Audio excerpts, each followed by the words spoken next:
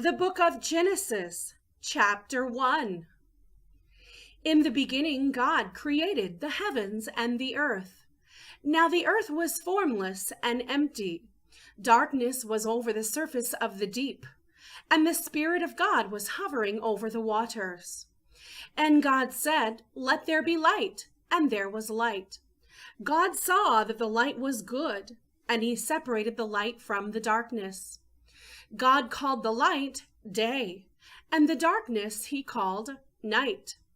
And there was evening, and there was morning, the first day.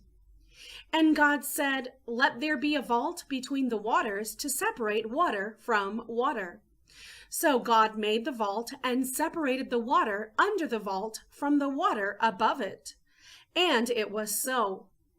God called the vault sky. And there was evening, and there was morning, the second day. And God said, "Let the water under the sky be gathered to one place, and let dry ground appear." And it was so. God called the dry ground land, and the gathered waters he called seas. And God saw that it was good. Then God said, "Let the land produce vegetation, seed-bearing plants and trees on the land that bear fruit with seed in it, according to their various kinds." And it was so. The land produced vegetation, plants bearing seed according to their kinds, and trees bearing fruit with seed in it, according to their kinds. And God saw that it was good. And there was evening, and there was morning, the third day. And God said, "Let there be lights in the vault of the sky to separate the day from the night, and let them serve as signs to mark sacred times, and days and years, and let them be lights in the vault of the sky to give light on the earth." And it was so.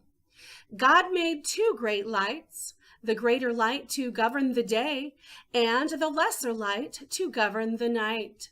He also made the stars. God set them in the vault of the sky to give light on the earth, to govern the day and the night, and to separate light from darkness. And God saw that it was good.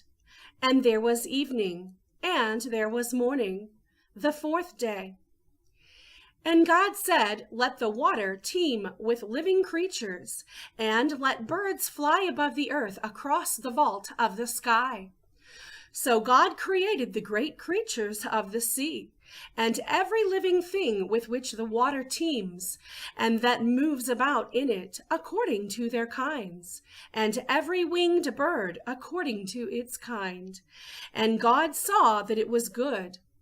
God blessed them and said, "Be fruitful and increase in number, and fill the water in the seas, and let the birds increase on the earth."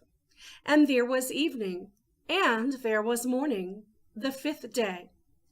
And God said, "Let the land produce living creatures according to their kinds, the livestock, the creatures that move along the ground, and the wild animals, each according to its kind."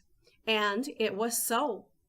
God made the wild animals according to their kinds, the livestock according to their kinds, and all the creatures that move along the ground according to their kinds. And God saw that it was good. Then God said, "Let us make mankind in our image, in our likeness, so that they may rule over the fish in the sea, and the birds in the sky, over the livestock and all the wild animals, and over all the creatures that move along the ground." So God created mankind in his own image. In the image of God he created them. Male and female he created them. God blessed them and said to them, "Be fruitful and increase in number, fill the earth and subdue it. Rule over the fish in the sea, and the birds in the sky, and over every living creature that moves on the ground." Then God said, I give you every seed-bearing plant on the face of the whole earth, and every tree that has fruit with seed in it.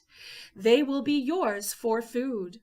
And to all the beasts of the earth, and all the birds in the sky, and all the creatures that move along the ground, everything that has the breath of life in it, I give every green plant for food. And it was so. God saw all that he had made, and it was very good. And there was evening, and there was morning, the sixth day.